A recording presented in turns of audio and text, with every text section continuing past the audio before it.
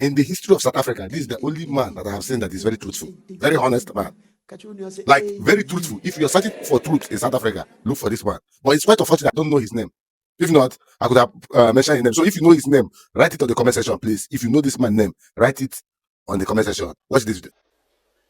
The president of that organization says in the debate yesterday, Comrade Carl, he was debating with Mzwane Lemanyi. He says, the business of drugs, he thinks he's making a point, Dr. Ndlozi. The business of drugs has been taken over by Nigerians. I'm like, he wants us to take over the business of drugs. He doesn't say we must close down the drugs.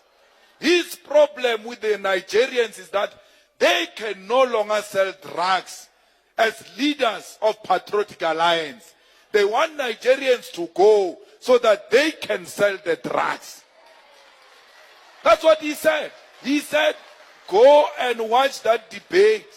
He said, the business of drugs has been taken over by Nigerians. You know, when you say the business of selling on the pavement has been taken by Zimbabweans, because we want them to go, we want to sell ourselves vegetables, fruits, and survive. I can listen to that. But you are not going to mobilize me that I must fight another drug lord to replace that drug lord with you as a drug lord. We are not fighting the drug lords. We are fighting the drugs. Hey!